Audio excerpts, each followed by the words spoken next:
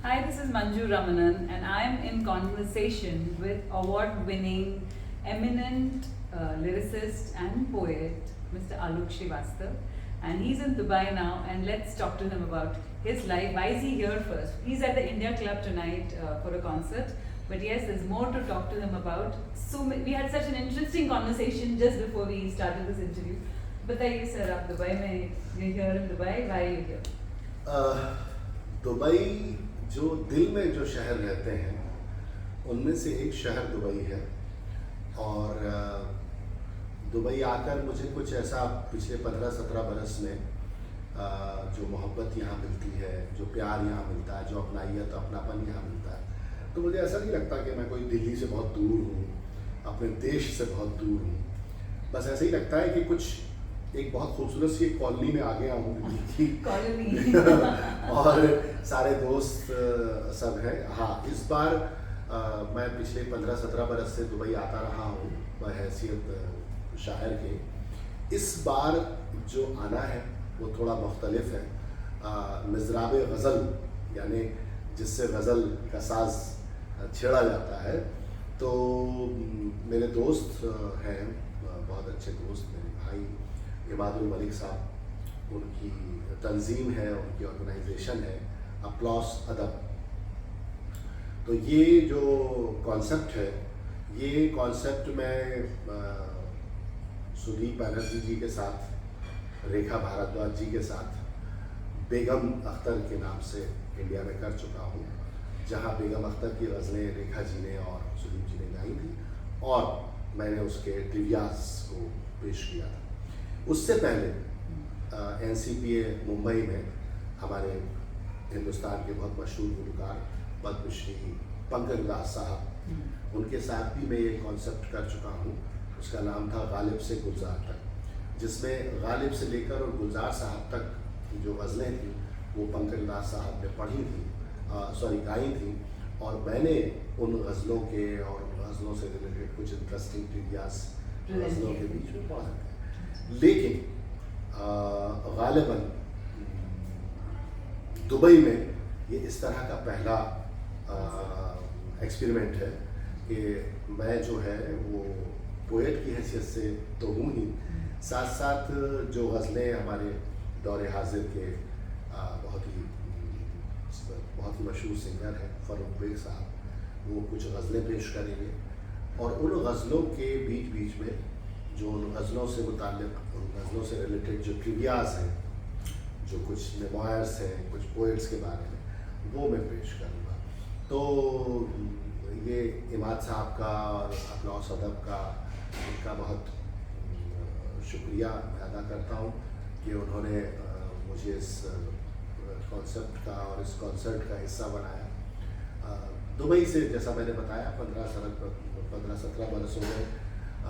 यहाँ पर सैयद फरहान वास्ती, जो मेरे बड़े, जिनको मैं दोस्त नहीं कहता हूँ तो मेरे फैमिली मेम्बर हैं, उनके मुशायरों से शुरुआत और उनके मुशायरों में आना हुआ, और अब बस ये कॉलोनी है मेरी।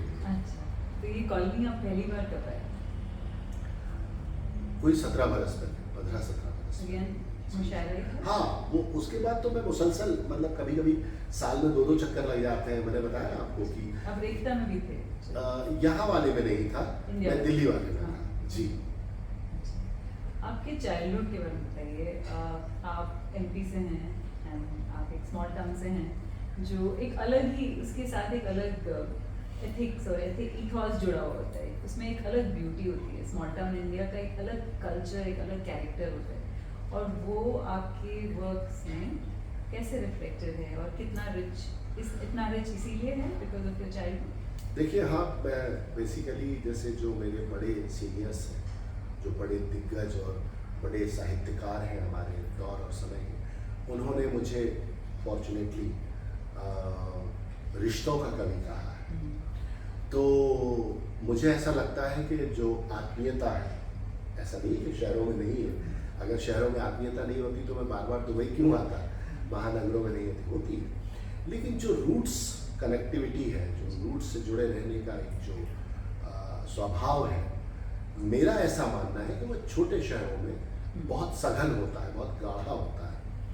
आप देखें कि अगर आप अपने बचपन के दिनों को याद करें तो एक शेर मुझे याद आता है कि हुजूर आपका भी एहतराम करता चलूं, इधर से गुजरा सोचा सलाम करता चलूं। तो ये जो बात है, ये छोटे शहरों में कि आप बिना पूछे किसी के भी घर पहुंच जाते थे।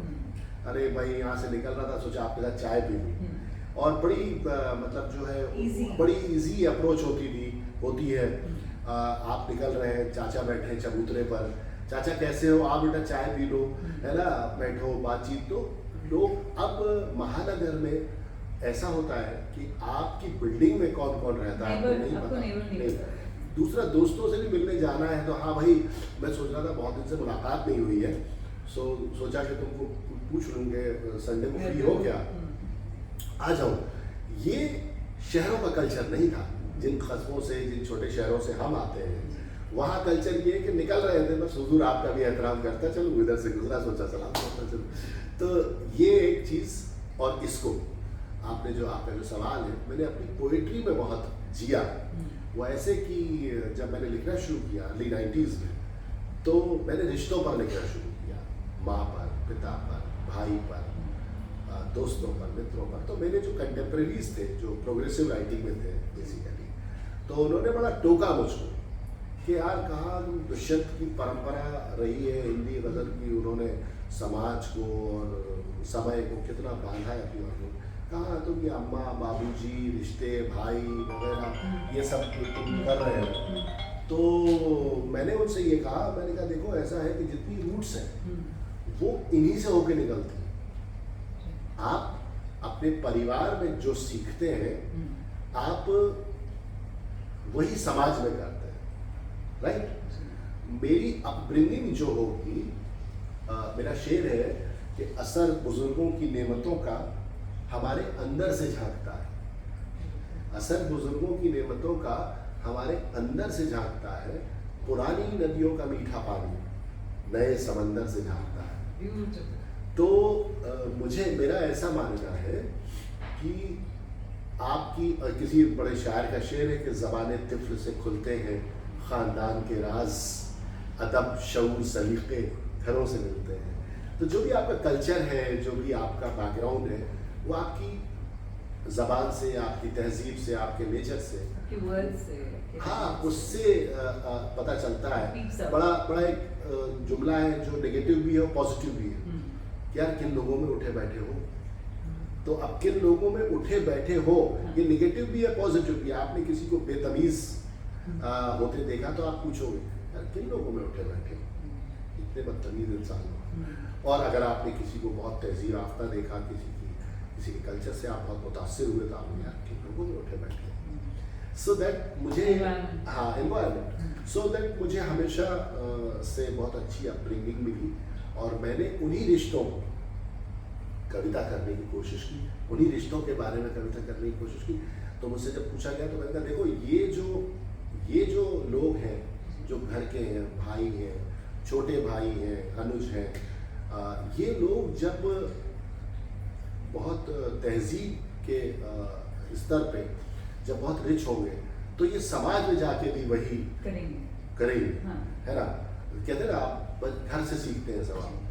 तो मैंने इसीलिए उनको, उन रिश्तों को अपने कहानियों में, अपनी गज़लों में, अपनी कविताओं में, गीतों में, वो बड़े प्राकृतिक रूप से, स्वाभाविक रूप से वो इसलिए आते चले गए। इसमें एक मैंने पढ़ा है in English, it says that how do you change the world, go back and go home and love your family. Yes, exactly. So that वही जो अंग्रेजी में मैंने नहीं पढ़ा था, लेकिन मैंने अपने माँ बाप से मैंने अपने माँ बाप से जो सीखा समझा, मैंने अपने परिवेश से जो सीखा समझा, उसके इसका तो फिर एग्जाम्पल गणेश और कार्तिक के वो जी, उन्होंने कहा कि भाई ब्रह्मांड की परिक्रमा लगा के आइए, तो सब निकल गए अपने अपने वाहन लेकर, और भगवान श्री गणेश जो है थोड़ी देर खड़े रहे मूर्त भाव से, एकदम भावुक भाव से, और फिर उन्होंने उनके 3 चक्कर लगाए, फिर खड़े हो गए।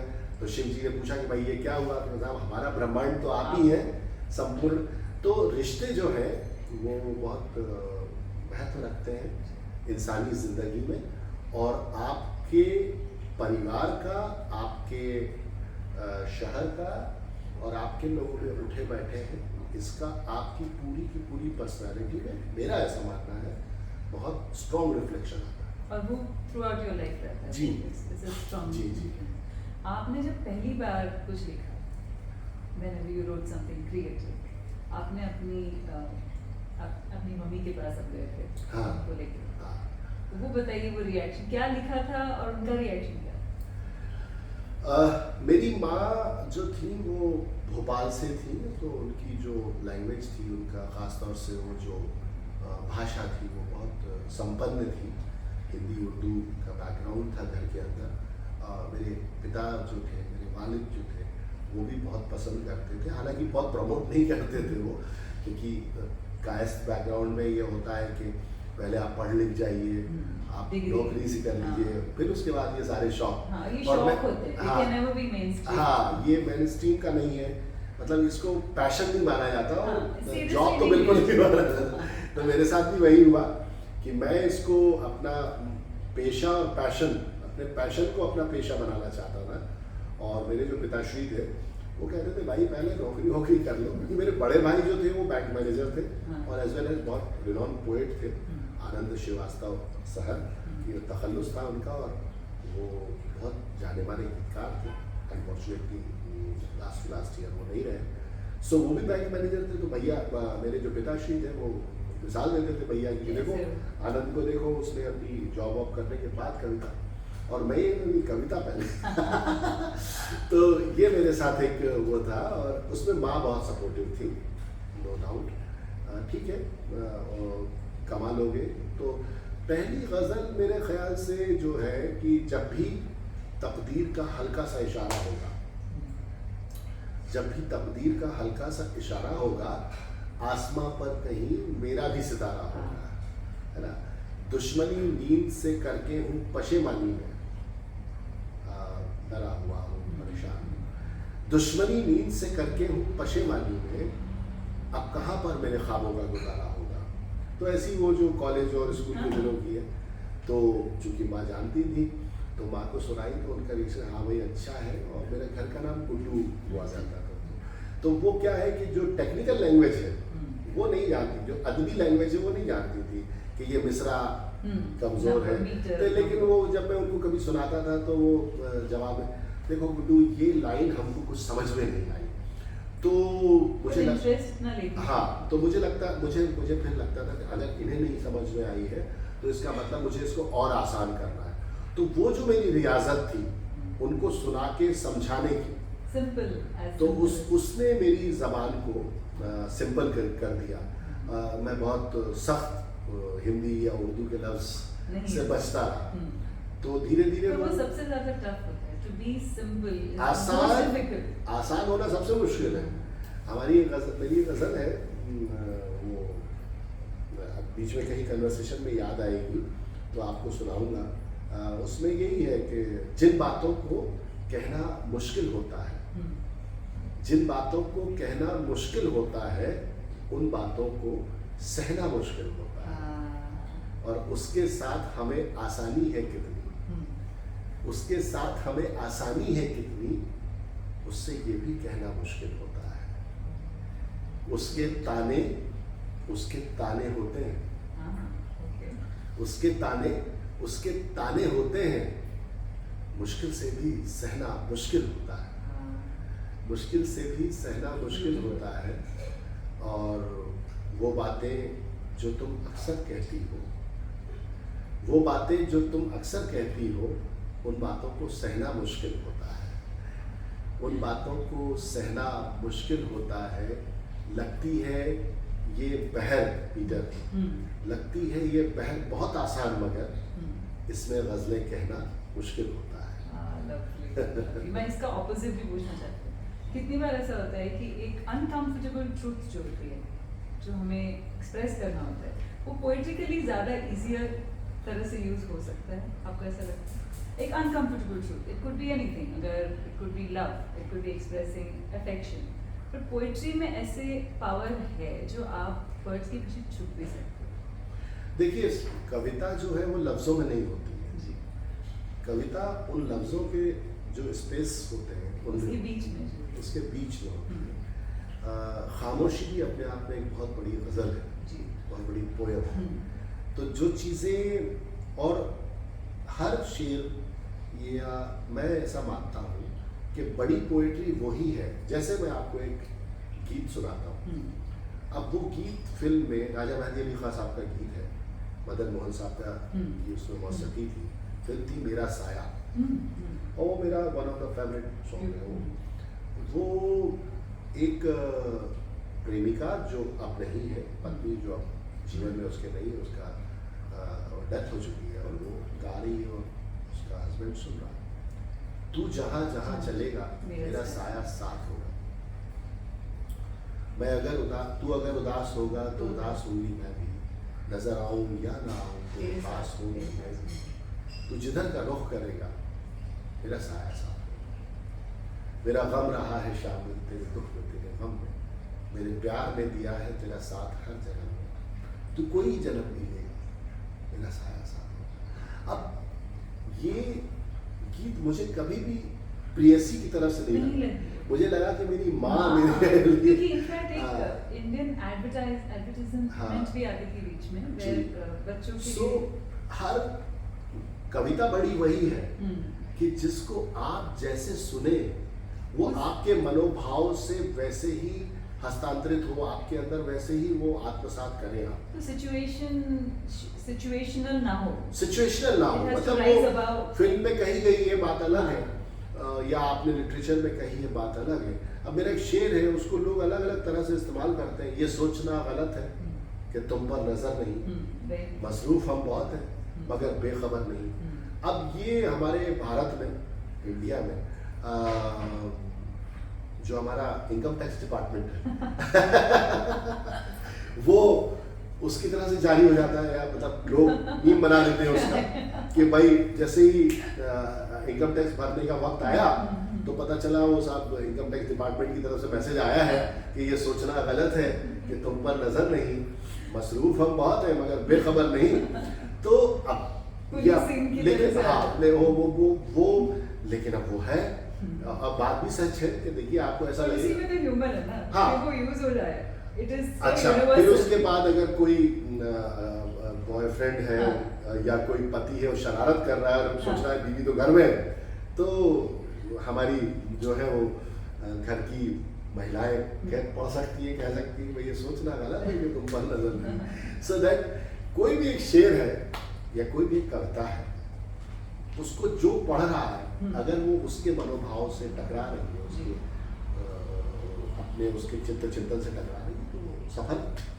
तो यही बात है ना कि it has to rise above वो सिचुएशन जिस पे वो लिखी गई जी, इसीलिए वो हर जगह इंटरप्रिटेटिव हो जी जी बिल्कुल।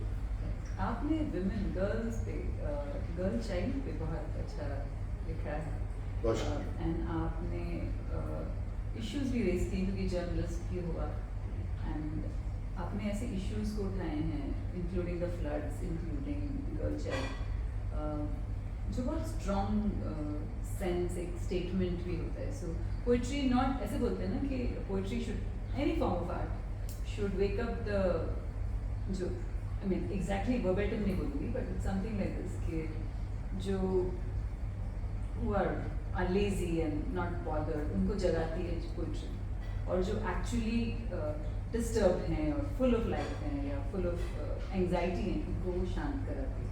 तो दोनों शेड्स आपकी पोएम्स में दिखे। हाँ, वो असली में उसमें क्या हुआ कि जैसे निर्भया का हमारे यहाँ हुआ था, सो दैट मैंने शुभा दीदी को, शुभा मुदगल जी को कहा कि मैं that time I was working with Hindi news channel, so मैंने उनसे बोला कि इस पर आप कुछ स्टेटमेंट दीजिए। तो उन्होंने कहा कि स्टेटमेंट क्यों दें, हम कलाकार हैं, बेहतर होगा आप लिखिए इस पर और मैं गाऊंगी।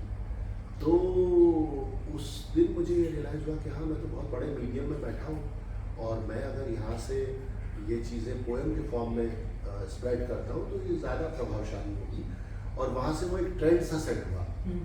सो दैट ये आई थिंक ये 2012-13 का किस्सा था और ये हादसा हमारे दिल्ली में ही हुआ था।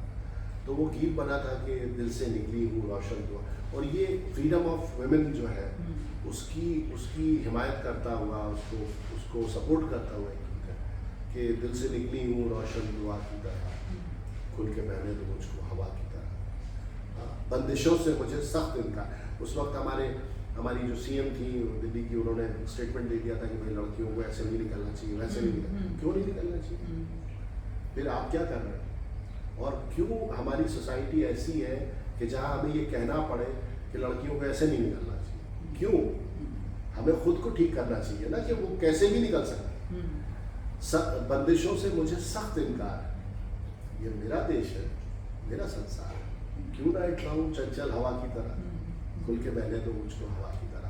तो ये इंडियन टेलीविजन में जो लोग कहते हैं कि न्यूज़ चैनल में एक ट्रेंड सा सेट हो गया था, और फिर एक दुर्भाग्यपूर्ण घटना हुई उत्तराखंड में फ्लड की, तो उस पर फिर आदेश श्रीवास्तव जी जो बहुत ग्रेट म्यूजिक डायरेक्टर थे इंडस्ट्री के, उन्होंने, और शान साहब ने, उनके साथ मैंने बहुत काम किया है।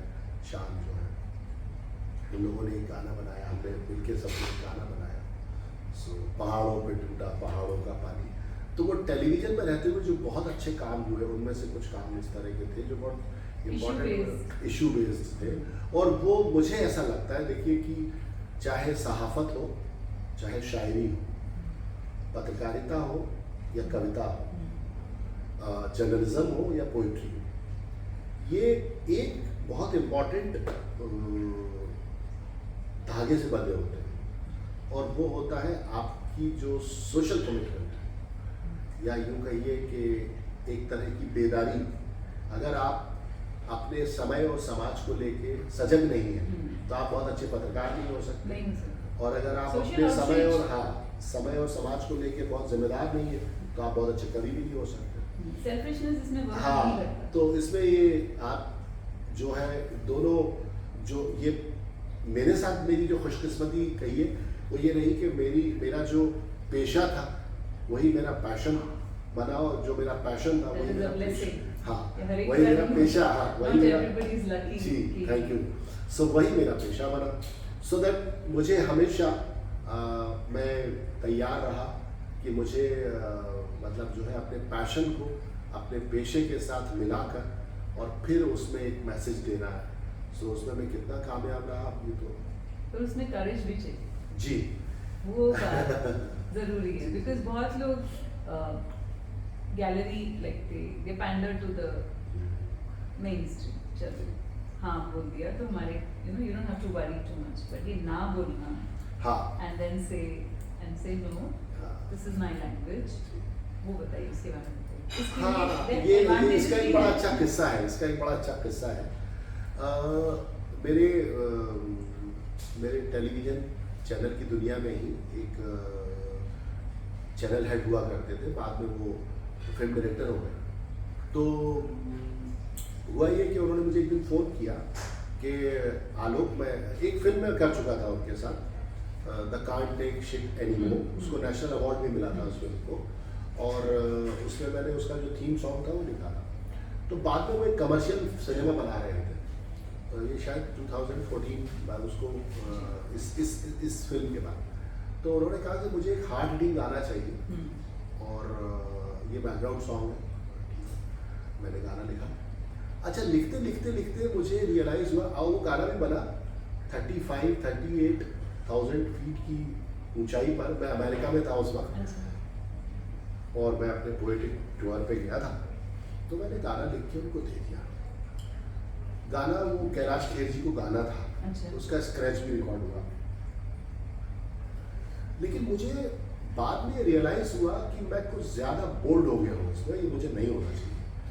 लैंग्वेज बहुत गिर गई है मेरी इस गाने में। आपको ऐसा लगा? उस गाने की डिमांड थी, और वो फिल्म बहुत मल्टी स्टार मूवी बन रही थी, और वो बनी भी, आई भी वो फिल्म। तो आपने आपके कोर्ट में उसने तो मेरे कोर्ट में जब मैंने अपनी पेशी लगवाई तो मुझे लगा कि नहीं, this is not my language.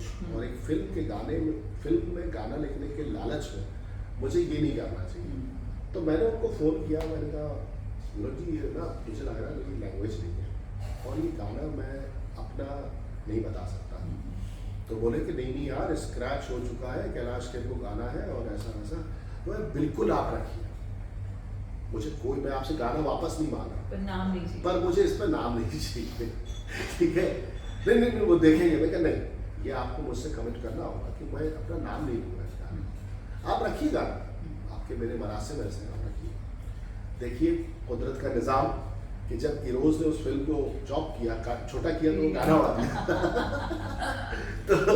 तो ऐसा होता है कि जब आप अपने अंदर से बहुत ईमानदार होते हैं तो कुदरत भी फिर आपका साथ देती है। पर सेल्फ सेंसरशिप भी है फिर जी, इतना जरूरी वो तो है। थी, वो तो है, रहनी भी चाहिए क्योंकि कि मुझे ये करना है, मुझे ये नहीं करना है, मुझे इन लोगों के साथ बैठना है, मुझे इन लोगों के साथ नहीं बैठना है।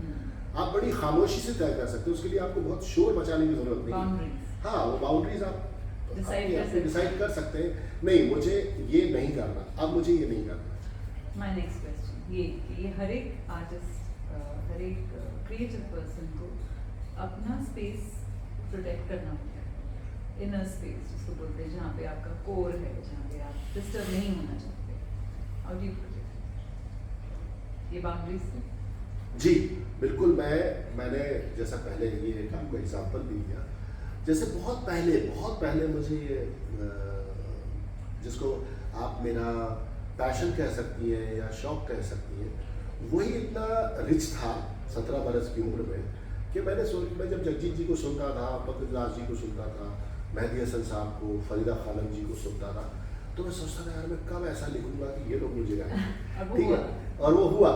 सो दैट एक दिन तो ये हुआ कि मैं भोपाल गया हुआ था मुशायरा सुनने के लिए, और जब लौट के आया तो पिताश्री ने जो है, जो होता था हमारे यहाँ वो कर दिया, और मैं सांवले से बिल्कुल लाल पीला कर दिया गया।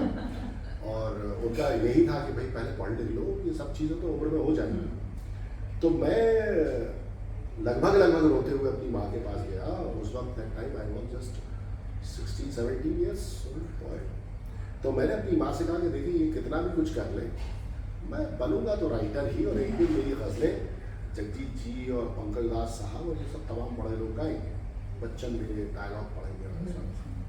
तो मेरी माँ जो थी, वो मैंने आपको बताया बड़ी उर्दू की बड़ी वो थी, तो उन्होंने एक ही लफ्ज़ बोला, आमीन, जो मेरी फर्स्ट बुक का नाम भी बना।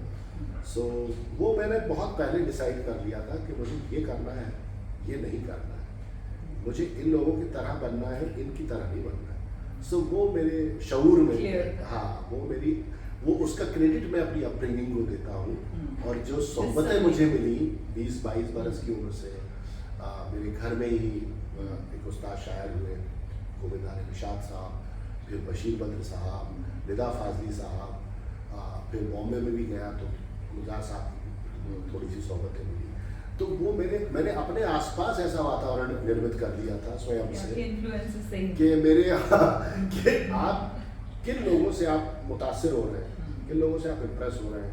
फिर जावेद अख्तर साहब, तो जिन लोगों का मैं फ़ैन था, मैं ब्लेस्ड हूँ कि बाद में उन्हीं लोगों की मुझे सोहबतें ऐसे मिलने लगी। तो वो इसीलिए भी तो होता है ना कि आपके अंदर का जो इनर कंपस है, यस, वो वही चीज़ों को अट्रैक्ट करेगा। जी, अगर आपको कोई नशा करना है, राइट, तो आप उस नशे तक पहुंच जाएंगे, वो नशा आप तक पहुंच जाएगा। ये नशा ही है कि आपको, मुझे ये नशा करना है कि मुझे अच्छे लोगों के साथ रहना है, जिनको मैं सिखाने की मुझे जरूरत ना पड़े, जो मुझे सिखाए जो मुझे सिखाए, और फिर हाँ, एलिवेट करें। तो मैं अपने नौजवान दोस्तों से कई बार बोलते भी हैं, मुझे मेरे कई नौजवान लोग मेरे सेशन में कि हम लोग कैसे अपनी तैयारी करें, तो मैं कहता हूँ सबसे पहले अपनी सोहबत सुधारो, और अपनी उम्र के लोगों के साथ बिल्कुल मत रहो। अपनी से बड़ी उम्र के लोगों के साथ रहो, क्योंकि उनके अनुभव तुमसे अलग होंगे और बड़े होंगे। सो तुम्हारी जो ग्रोथ होगी बहुत अच्छी। Amazing, so much to talk आपसे, तो टॉकिंग। अच्छा ये बताइए, जगजीत साहब से आप कब मिले? और फर्स्ट मीटिंग तो पता है मुझे, आई थिंक काफी लोगों को भी पता है, पर बताइए उसके साथ फिर उसके 7 इयर्स के बाद उन्होंने आपका गाना गाया। जी, मैं बता रहा हूँ ना कि वो उम्र, जिस उम्र में मेरी उम्र के बच्चे या लड़के बाहर धूप में मस्तियाँ करते थे, हम लोग जगजीत जी को, पंकज जी को, मेहदी हसन साहब को, फरीदा खानम को, बेगम अख्तर को, इनको सुनते थे। और वो मेरे पैशन का ही हिस्सा था कि मैंने कई बार कहा है ये कि जिस उम्र में घर से बच्चे भाग के जाते हैं बड़े बड़े फिल्म स्टार्स को देखने, मैं उस उम्र में जगजीत जी से मिलने गया था। सो वो बिल्कुल बहुत क्लियर था वो सब कि ये लिखना ऐसा ही है। तो जब मैं पहली बार मिला तो मैंने कहा कि बस मेरी ख्वाहिश है कि आप मुझे गाएं, गा दें। तो उन्होंने ऊपर से नीचे तक मुझे देखा कि अच्छा ऐसे कैसे गा दें, रातों रात स्टार बना दें, थोड़ी सी मश्क करो, थोड़ा सा मेहनत करो, उसके बाद कुछ करेंगे। और फिर मैंने की और कोई 7 बरस बाद उन्होंने मुझे मौका दिया। फिर उन्होंने लाइव कॉन्सर्ट्स में गाया पहले, फिर एल्बम में गाया। तो वो तय था, वो मतलब शायद से वो टिक लग गया था। फिर बच्चन सर के साथ वो एक हमारी उम्र में, मतलब हम सब जो है वो 70 अर्ली के बॉर्न है, तो हमारे लिए तो वो बिल्कुल सिनेमा के भगवान है, जैसे गजलों के भगवान जगजीत जी हैं। उनकी लैंग्वेज इतनी ब्यूटीफुल। हाँ, तो वो चूंकि उनकी जो हिंदी प्रेम, तो मुझे बड़ी संभावना दिखती थी कि हाँ यहाँ मैं यहाँ ये मुझे समझ। अभी कौन सा विश लिस्ट है, अभी क्या? अभी तो बस ये है कि बहुत अच्छा लिखूं और फिल्मों में अच्छा लिखने का मन है, क्योंकि बहुत बड़ा मीडियम है, हमेशा से बहुत बड़ा मीडियम माना है मैंने। किताब आ गई, किताब मशहूर हो गई, मेरे स्टेट का जो साहित्य अकेडमी अवार्ड है, उर्दू एकेडमी अवार्ड है, वो उसको मिल गया, पुष्किन अवार्ड मुझको मिल गया। तो वो एक जो साहित्यिक पक्ष है वो मुझे लगता है कि अब इससे ज़्यादा मैं डिजर्व नहीं करता। ये बहुत इतना बात है। अब ये है कि सिनेमा में लिखना है, लेकिन सिनेमा में कुछ अच्छा लिखना है। तो अब जो काम आ रहे हैं सामने, रिसेंटली मेरा गाना आया अभी दुबई आते हुए ही, जीत गांगुली जी के साथ, बड़े म्यूजिक डायरेक्टर हैं, उनके साथ जी म्यूजिक से गाना आया है। कुछ और काम आ रहा है साथ में आशुतोष राणा जी के लिए वो बताइए। तो हाँ, वो शिव तांडव स्तोत्र मैंने किया और एक कुछ और कर रहा हूँ जो अभी वायरल हुआ है। जी, वो तो बहुत ही मशहूर हुआ। वो उनकी कृपा दृष्टि थी मुझ पर और उनका भरोसा था, उन्होंने बनवाया, लिखवाया, वो बहुत अच्छा लगा लोगों को। और इसी तरह बहुत सारे आप एक सप्तपदी पे कुछ कर रहे हैं। हाँ, वो अभी हम लोग कर रहे हैं उस पर काम। सो वो भी बहुत जल्दी आप सबके सामने आएगा। सो ऐसा कुछ चल रहा है और कुछ गाने हैं जो निकट भविष्य में आपको एक क्वेश्चन लास्ट पूछूंगी, ईगो और सेल्फ रिस्पेक्ट में डिफरेंस क्या है? देखिए, मेरी नज़र में आत्मसम्मान जो है वो विनम्र होकर भी पाया जा सकता है। आपका जैसे, इसको मैं कैसे आपको समझा सकता हूँ कि मैं आपके प्रति बहुत विनम्र हूँ, लेकिन इसका अर्थ ये बिल्कुल नहीं है कि मैं अपने आत्मसम्मान को आपके समक्ष न्यौछावर करूँ। सो और ईगो एक ऐसी चीज़ है जो कनेक्टिविटी नहीं बनाता है। मेरा ऐसा मानना है कि आप शुरुआत से पहले ही खत्म हो जाते हैं। अगर आपका ईगो है तो कोई भी कार्य शुरू होने से पहले ही, क्योंकि आप उसमें इफ एंड बट्स इतने निकाल लेंगे कि फिर वो उसमें आगे भविष्य की संभावनाएं शून्य हो जाएंगी। लेकिन जो आत्मसम्मान है वो आपको, व्यक्ति को आप तक आने देता है, एक पर्सनालिटी भी रखता है, और वो आपको, लोगों को आप तक आने देता है, समझने देता है आपको। फिर अगर कोई बहुत बाशऊर शख्स है तो वो समझ जाता है कि ये व्यक्ति विनम्र है, लेकिन ये इसकी सेल्फ रिस्पेक्ट बहुत है। और ईगोइस्टिक भी पकड़ में आ जाता है कि यार ये व्यक्ति चाहे जैसा हो, ये बड़ा घमंडी आदमी है। सो घमंड में तो फिर इतने बड़े विद्वान दशानन को भी अपने प्राणों की आहुति देनी पड़ी भगवान परमात्मा पर, पुरुषोत्तम श्री राम के सामने। सो यही फर्क है ईगो और। ग्रेट, आपसे तो बहुत देर तक बात हो सकती है, but I think thank you very much. बहुत एनलाइटनिंग कन्वर्सेशन था, बहुत कुछ सीखने को मिला। बहुत शुक्रिया। Thank you.